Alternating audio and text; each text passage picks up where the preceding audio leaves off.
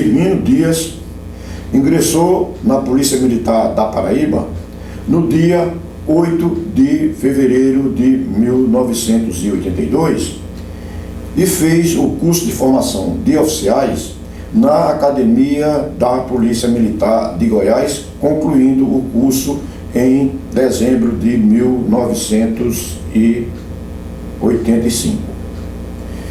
Como aspirante oficial, segundo tenente, primeiro tenente e capitão, Marcos prestou serviço nas unidades sediadas na capital do estado e no 4º Batalhão, sediado em Guarabira. Durante esse período, Marcos teve destacada atuação em atividades operacionais. Em 1988, Marcos concluiu o curso de bacharel em Ciências Jurídicas e Sociais. Em 1995, Marcos fez o curso de aperfeiçoamento de oficiais, também na Academia de Polícia Militar de Goiás. Em 2001, quando comandava uma patrulha fazendo blitz em estradas rurais na área de Areias, no Brejo Paraibano, Marcos, perseguindo um marginal, caiu em um buraco e teve ferimentos na perna direita. Posteriormente, se constatou que desse ferimento teve origem uma inflamação nos ossos chamada osteomielite. Por conta dessa enfermidade, Marcos foi reformado no posto de major. O capitão Marcos participou de 2 importantes missões de paz promovidas pela ONU no continente africano, uma em 1994 em Moçambique e outra em Angola em 1998. Neste vídeo, Marcos faz um sucinto relato de suas atividades nessas missões. Vejamos, pois. Na verdade, nós temos que fazer uma distinção entre Moçambique e Angola. A missão em Moçambique, ela teve como meio de após o término da guerra em si, pacificar as instituições, orientar as polícias, o exército, os dois lados beligerantes. No nosso caso específico, que é da Civipol, né, que é a Polícia Civil da ONU, nós fomos para lá com o objetivo claro e direto de fiscalizar, orientar, verificar direitos humanos, como é o trabalho da polícia lá, da polícia e dos órgãos de segurança. Então a gente fazia o papel principal de oficial de ligação, que é aquele policial que faz a ligação entre as forças de segurança do país e as da ONU. No decorrer desse trabalho, desse serviço, aí a gente vai em delegacias de polícia de lá. Naquele tempo funcionava muito mais decorrente da guerra, né? Então tinha postos ou casas pequenas ou locais bem desestruturados. As cadeias, os presídios no caso, a gente fiscalizava também, ver como é que estava a questão dos direitos humanos, como os presos estavam sendo tratados e a questão de se eles tinham realmente assistência, coisa que não tinham, né? Então a gente tem várias situações onde a gente foi, por exemplo, num presídio, encontrou vários presos cuidando praticamente de si mesmo, né? E sem a devida alimentação, né? Que é basicamente mandioca, milho e com molho de tomate que eles comem, faz um funge que chamam, uma massa que faz com esses 2 ingredientes, ou um ou outro. Então, nosso trabalho foi buscar junto aos órgãos governamentais, né, através dos canais competentes, que fosse fornecida a alimentação necessária para os presos e desse a segurança para eles. Porque, por exemplo, tinha determinado tipo de presídio ou cadeia, onde o preso mesmo cuidava dele mesmo, mas se ele fugisse, a pena dobrava. Então ele tinha o maior medo de fugir, porque a situação era complicada. Então, na época, quando a gente estava em Moçambique, no nosso posto, no caso, era em Ressano Garcia, que era comandado pelo Major Alfredo, hoje Coronel Alfredo falecido. Fez um excelente trabalho, uma atividade sempre constante na fiscalização dos serviços necessários à consecução do programa de polícia da ONU, né?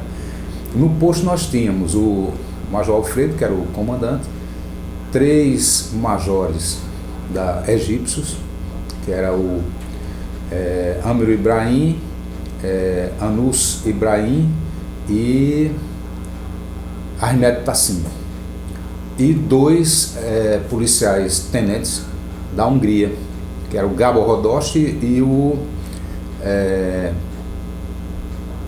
Tamas Pavel. Então a gente conseguiu fazer um trabalho muito bem feito, juntando esse pessoal, fazendo patrulhas todo dia, numa escala bem constante, né? E fizemos o que deveria fazer, observando as normas estabelecidas pela ONU.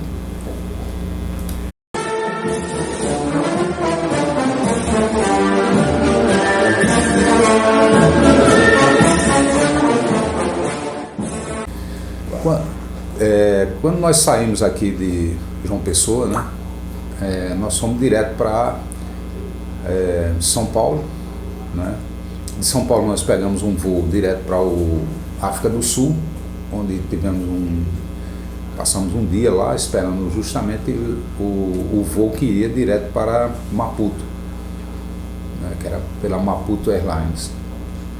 E ao chegarmos em Maputo, fizemos outro teste de proficiência em inglês, apesar de que o país é língua portuguesa, mas a missão em si é em inglês.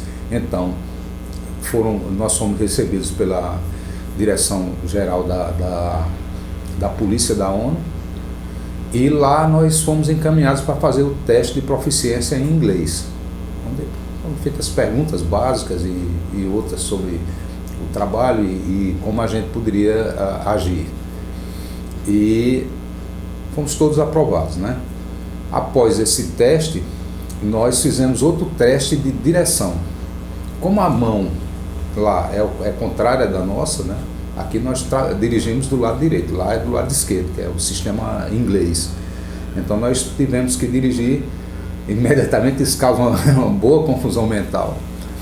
Nós tivemos que pegar os veículos justamente com a mão ao contrário, né? A direção é do outro lado, do lado direito. Mas graças a Deus todos nós passamos também, porque o cara que sabe dirigir vai dirigir em qualquer ponto, depois tem que manter a mente fixada no que vai fazer ao dirigir, manter sempre a direção ao contrário. Quando nós chegamos, nós fomos encaminhados para um hotel no centro de Maputo, onde ficamos durante esse período até ver a designação para onde iríamos. Então eu e Major Alfredo, né, fomos com essa equipe que eu já falei antes, direto para Ressano Garcia, vizinho à África do Sul. Estava muito problemático lá com relação a muitos crimes, muitas mortes, muita mina, né, um campo de minado muito grande ao redor da cidade. E quando lá chegamos, tivemos que locar ou alugar uma residência para a gente, para que a gente pudesse ter nosso local de repouso e fazer nossas atividades. Porque tínhamos que contratar cozinheiro e intérprete, porque tinha certas missões que precisava de intérprete com a língua local, porque tem o português e tem a língua nativa do pessoal que vive ali naquela região, as tribos que tem ali. Então essa foi a maior parte da nossa missão. Durante 11 meses, mais ou menos 10, 11 meses, nós moramos. Durante todo esse tempo em Ressano Garcia. Perto do final, nós fomos transferidos para Maputo, né, onde passamos a administrar melhor a situação da desmobilização das tropas, tanto da Renamo quanto da Frelimo, né, que a Renamo era dirigida era a Resistência Nacional Moçambicana, dirigida pelo general Antônio de la Cama. E a Frelimo, que era do governo, que era dirigida pelo presidente Joaquim Chissano, inimigos até hoje praticamente. Até hoje ainda estava tendo problema com esse pessoal. Então, eu especificamente fui direcionado para a desmobilização de vários militares da Renamo, batalhões e tudo mais. Então, nessas atividades, a gente teve uns confrontos, umas situações muito perigosas, né?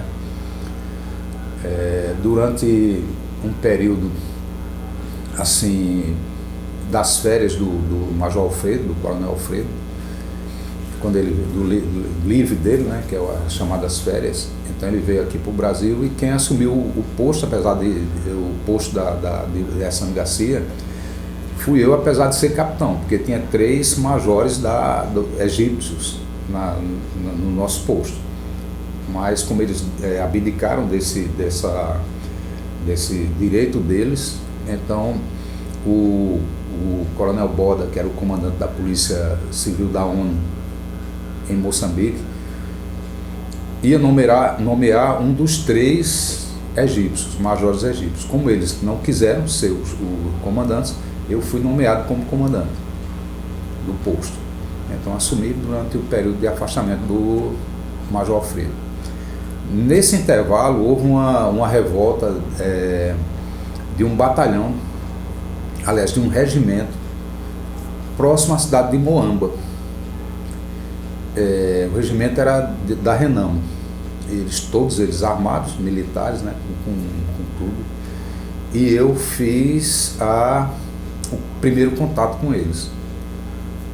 Consegui, com a autorização do Coronel Boda para negociar, consegui fazer com que o regimento abaixasse as armas. Foram mais ou menos 1.200 homens, e eu mesmo participei da desmobilização, isso a pedido deles, na negociação. Eu consegui fazer com que eles retornassem para o quartel, eles queriam invadir e ir direto para Maputo. Então eu consegui fazer com que eles retornassem para o quartel e com a autorização do Coronel Boda fiz toda a negociação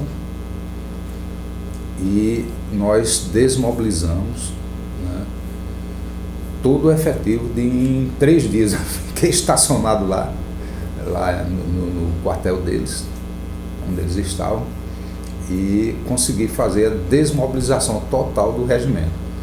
E em decorrência disso, aí outras missões de desmobilização foram passadas direto para mim, pelo Coronel Boda. Inclusive, na época, recebi um elogio pessoal do general Ali Mahmoud, que era o comandante em chefe da missão em Moçambique, e do Coronel Boda, devido a justamente esse ato de pacificação desse pessoal, desse regimento, nesse dia.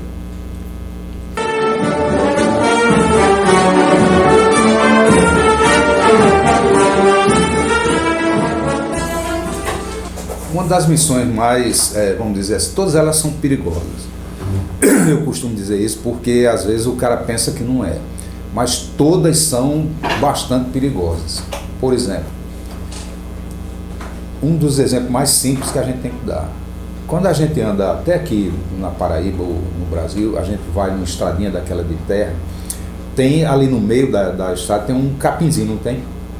Pronto, aquele capim ali, dos 2 lados da estrada passa os pneus do carro, então fica na terra. E eu sempre segui aquele caminhozinho ali da terra, dirigindo ali, quando ia para aquelas missões em diversas áreas. Às vezes a gente rodava 300 quilômetros para fiscalizar delegacias ou atos de policiais, ou até mesmo a ação do exército de moçambicano, né? Ou então da Renamo. E eu sempre passava por ali.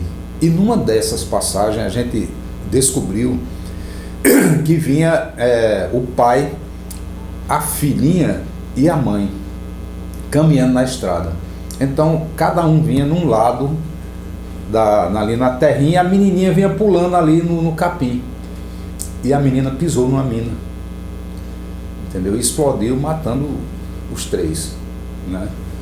Outra, bem assim, logo quando na minha chegada, que quando a gente ia para determinadas missões onde tinha campo minado, tinha sempre o guia que sabia por onde chegar. Por exemplo, você parava o carro em determinado ponto, então para fazer uma fiscalização você tinha que atravessar um campo minado.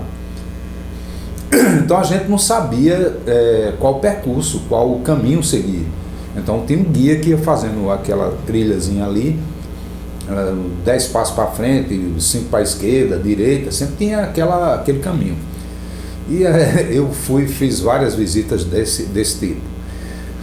Numa dessas voltas de uma missão como essa, eu na estrada mesmo, eu vi um pouco devagar, que era muito esburacada, e eu vi um cara, uma pessoa pedindo socorro, um homem pedindo socorro. Então eu parei o veículo e a caminhonete e fui checar o que era. E nessa situação a gente encontrei um civil que estava atravessando o campo minado e pisou numa mina. Para a sorte dele, só só destruiu a perna esquerda dele, estava pendurada só na pele, algumas coisas assim, e a perna direita estava um pouco machucada, com muita sorte. E outro que estava ainda no campo minado pedindo socorro. De imediato eu consegui fazer um torniquete e isolar o sangramento da perna da vítima, né? E coloquei na caminhonete e tentei, comunicando com o outro que estava no meio do campo minado, que eu nem podia ver, porque tinha muito capim, muito mato, né? Ele vinha se arrastando, para ele tentar chegar na estrada, na rodovia. Mas ele não conseguiu. E eu não podia esperar muito tempo em decorrência da situação daquela vítima que já estava comigo, que estava viva. Então, claro, a gente teve que socorrer essa vítima, essa pessoa. Então, me dirigi para o centro de Ressano Garcia e no hospital. E ao chegar lá, encontramos não tinha médico, não tinha enfermeiro, tinha acho que um técnico de enfermagem. Então, ali mesmo, quando eu entreguei a pessoa, quando eu ia saindo, ele falou: não, vamos fazer a amputação da perna. Eu disse: tá, eu já ia embora, não sou médico. Não, o senhor segura ela aqui. Aí eu segurei, mais umas pessoas seguraram também, e o cara fez, o técnico, fez a amputação ali na nossa frente, sem nenhuma limpeza ou coisa, com um serrote velho. Serrou a perna do rapaz e costurou ali mesmo. Essas missões, por mais pequenas que sejam, todas elas nesses locais, a gente tem que lembrar que eram áreas de guerra. Houve guerra e continua praticamente como hoje, sempre tem certas ações militares ou policiais de ambos os lados que podem resultar em danos para qualquer um.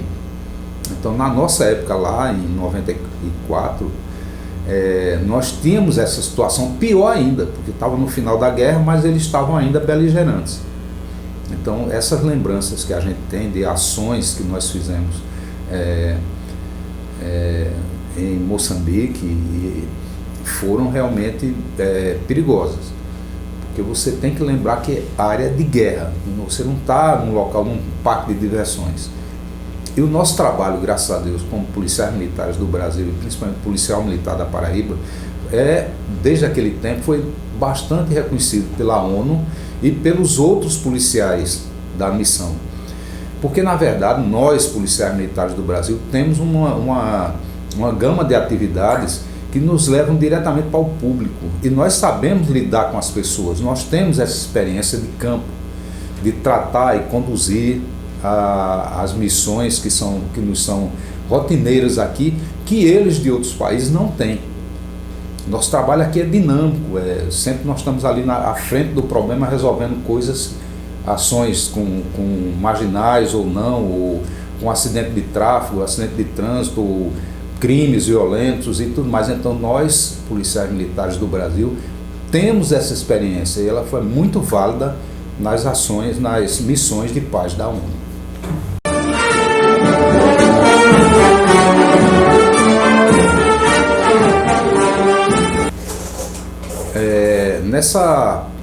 Quando nós partimos daqui, nós saímos daqui em 3 de maio de 1994.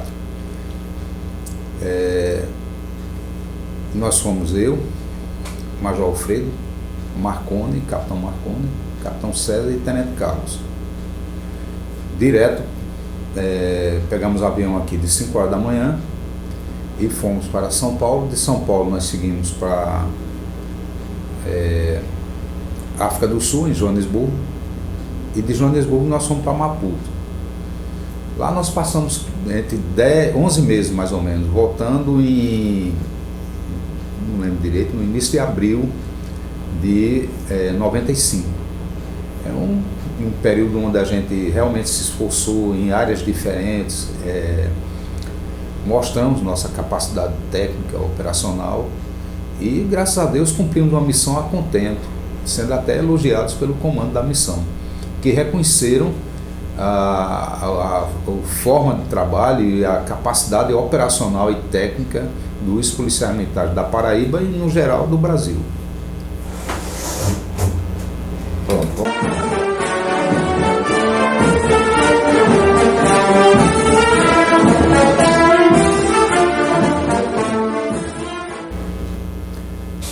Em 1996, no final de 1996, a ONU decidiu convocar policiais militares do Brasil para fazer parte da missão de paz em Angola, a UNAVEM 3. Então uma das solicitações que veio foi para a Polícia Militar da Paraíba. O comandante-geral aceitou na época e um dos primeiros oficiais a decidir participar da missão foi o nosso saudoso Major Alfredo, Coronel Alfredo, já falecido.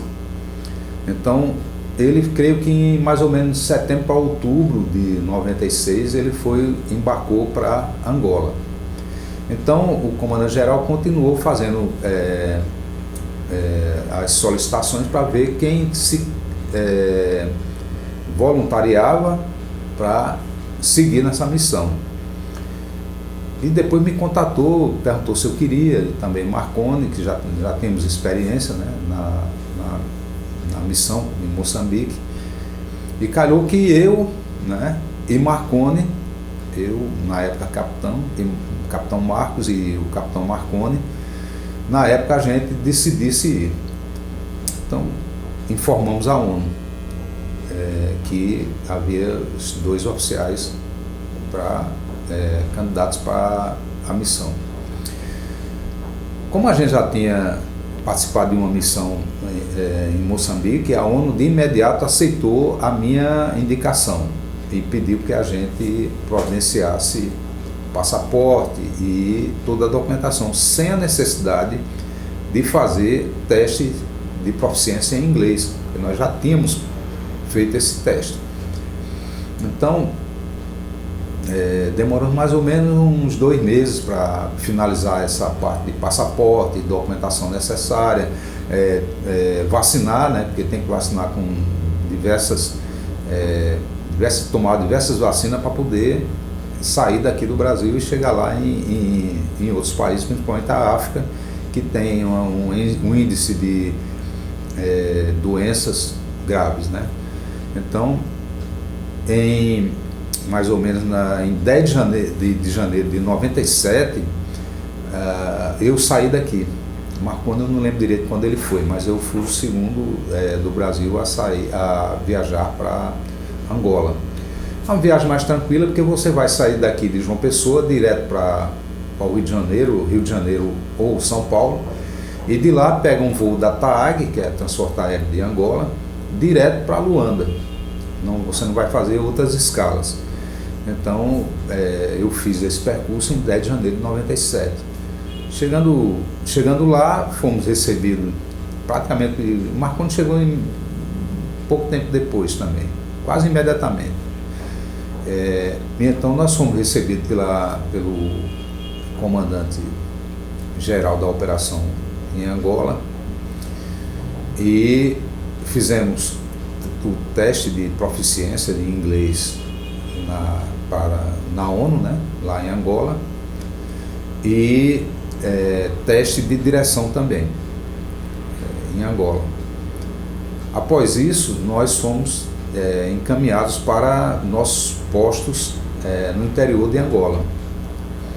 Eu fui encaminhado para Lunda Sul, em Saurimo. E lá não tinha ainda a base em si, ou casa, ou alguma coisa. Então nós ficamos juntamente com o pessoal do Exército do Brasil. Nós temos um coronel do Exército lá, que já estava lá comandando um batalhão da Índia, né? E nós ficamos com ele numa casa lá. Durante 2 meses, mais ou menos, nós ainda permanecemos lá com ele. Após esse período, nós fomos para um outro imóvel, também da ONU, nós não precisamos alugar, e passamos a realizar nossas missões como policial observador da ONU. Um pouco de diferença com relação a Moçambique. Eu vou até ler aqui. O desempenho do policial observador da ONU tem esse detalhe: a gente aqui era o observador e oficial de ligação também. Então, fiscalizar a Polícia Nacional de Angola juntamente com os membros da UNITA, né, que eram facções diferentes que estão até hoje praticamente ainda continua com uma beligerância mínima, mas continua. Executar patrulhas conjuntas com elementos da polícia local pelas principais cidades, ou até não é nem principais cidades, é todas as cidades da área onde você atua. A gente em Saurimo tem uma área muito grande, mais de 300 quilômetros na Lunda Sul, onde a gente era responsável para fiscalizar. E a atividade era muito perigosa em decorrência de que o pessoal da UNITA ainda estava muito ativo nessa área. E havia constantes trocas de escaramuças e trocas de tiro entre o pessoal da UNITA e o pessoal do governo. Então, logo quando a gente chegamos, a gente sentiu isso, porque às vezes teve que dormir em barracas, a céu aberto, e você via às vezes a munição traçante passar a noite por cima da barraca ou alguma coisa assim, alguma escaramuça que acontecia. E tinha que entrar no território mesmo da UNITA para fiscalizar os direitos humanos, a questão dos direitos humanos, as queixas da população, porque a questão de direito humano era jogada a zero mesmo. E eles faziam estragos na população, chegar numa aldeia, matar e capturar pessoas, levar, prender, e sem o menor pudor, sem o menor não tinha interesse nenhum em direito humano. Direito a vida era literalmente jogada às favas, não havia nada disso. Eu lembro bem que na época nós fizemos um trabalho muito sério com uma área onde tinha um capitão chamado Capitão Alberto, que era chefe da polícia secreta da UNITA na área, que mandava mais do que todo mundo ali. é tipo uma KGB. Então, ele impedia a livre circulação das pessoas, fazia um bloqueio, roadblock na época, fazia um bloqueio sistemático com cancela, e qualquer um que fosse passar era detido ali e obrigado a pagar alguma coisa, ou checado se carregava arma, e se carregava arma, corria o risco de ser morto. Várias pessoas sequestradas e tudo mais. Inclusive, a gente estava conversando com alguns oficiais do Exército que participaram das missões, e havia até um impedimento da passagem de militares do Exército, principalmente do Brasil, nessa bloqueio da rodovia. Então, um dos trabalhos mais sérios que eu tive que fazer justamente foi impedir que esse bloqueio, essa cancela, ficasse fechada na hora da passagem dos nossos comboios de militares do Exército brasileiro. Então, foi uma das discussões sérias que eu tive com o capitão Alberto para conseguir que esse pessoal fosse liberado para passar sem perda de tempo, né? Vamos dizer, chegou, passou, viu que é da ONU e do Brasil principalmente, então liberar para ir embora, abrir a cancela e ir. E ainda conseguir realmente liberar essa passagem livre para o pessoal do Exército.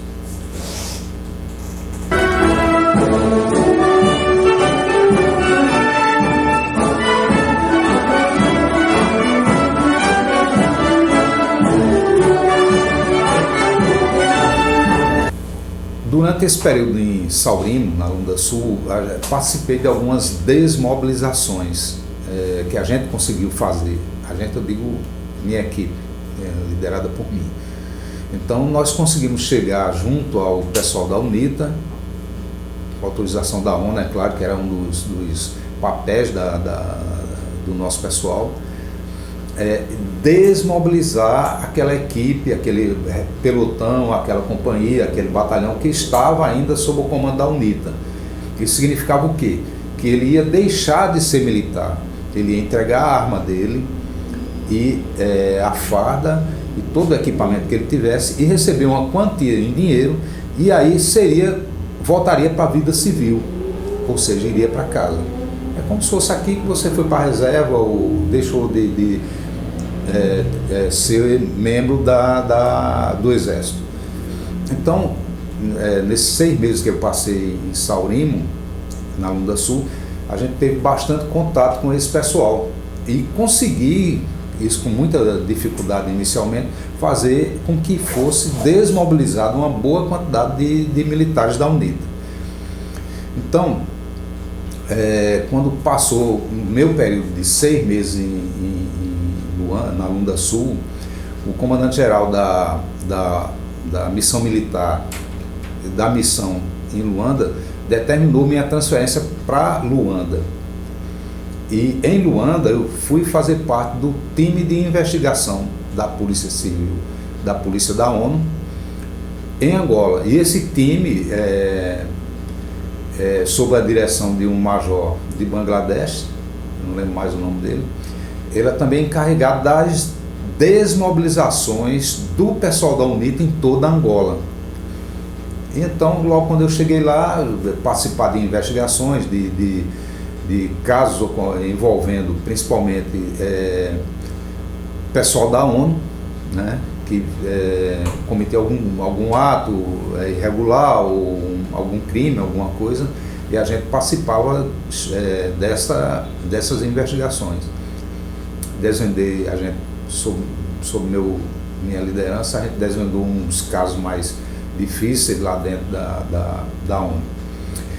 E aí o comandante me chamou, convocou para que eu começasse a chefiar as missões de desmobilização em toda a Angola. Foi aí que eu conheci o nosso coronel o Wellington, justamente em Cuíto, acho que foi Cuíto Canavalho, uma das missões que eu fui para lá. Então, graças a Deus, a todas as missões que eu fui convocado para desmobilizar, eu consegui desmobilizar, inclusive, regimentos inteiros, né?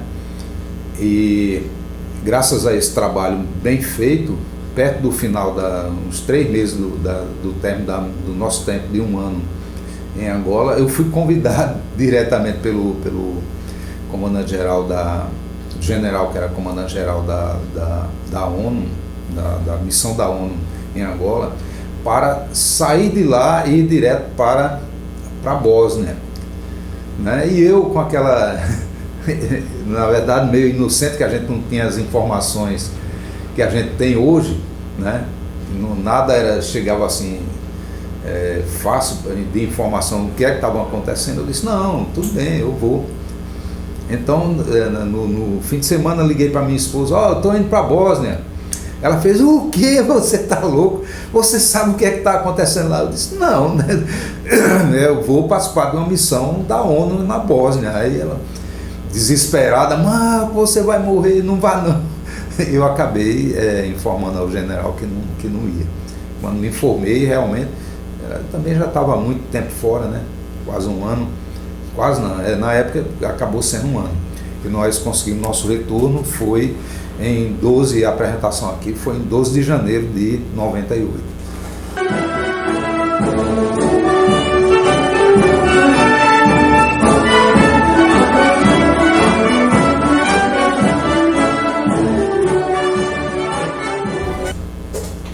Como parte da missão, você recebe alguns, como dizer assim, parte de uniforme. Então, esse aqui é o boné que todos os policiais e militares tinham que usar, que é o cabo, ou seja, nós somos boina azul ou capacete azul, e esse aqui, no caso, representa justamente o boné da ONU, a parte da ONU.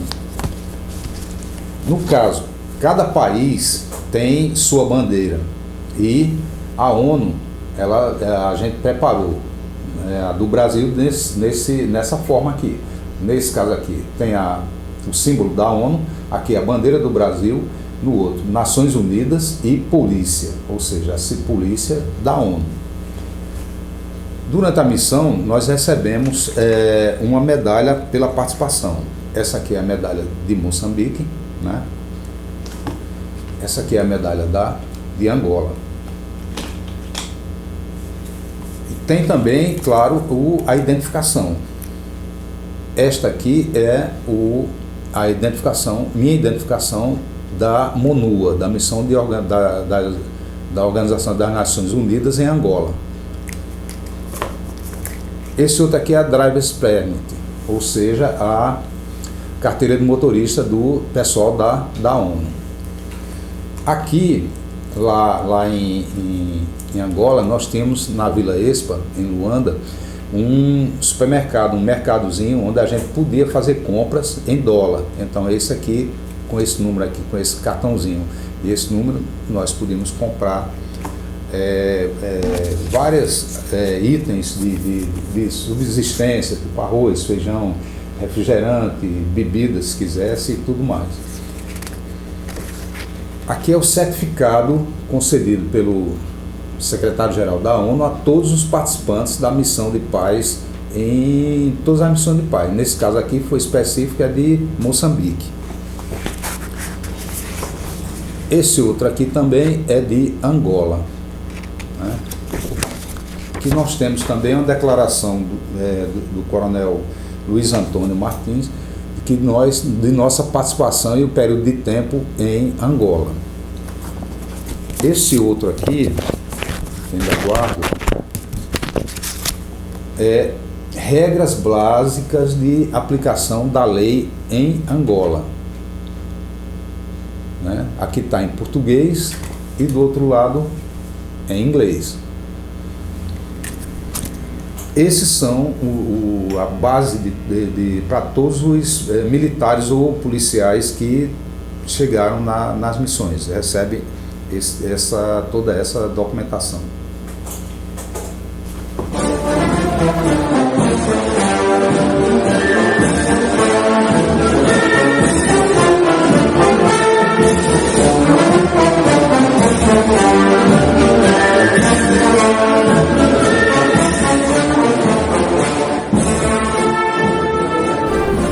Conforme podemos deduzir dos relatos aqui feitos pelo capitão Marcos Firmino, uma missão de paz promovida pela ONU é um conjunto de operações autorizado pelo Conselho de Segurança da ONU, destinada a obter, restaurar ou manter a paz e a segurança em regiões atingidas por conflitos armados. Na essência, a missão de paz tem por objetivo monitorar o cessar-fogo ou o acordo de paz firmado entre as partes, proteger os civis em conflitos, apoiar eleições livres e justas, auxiliar na restauração de instituições públicas, promover o respeito aos direitos humanos e ajudar na reintegração dos ex-combatentes às suas atividades na sociedade. Portanto, é uma atividade muito importante para a manutenção da paz mundial.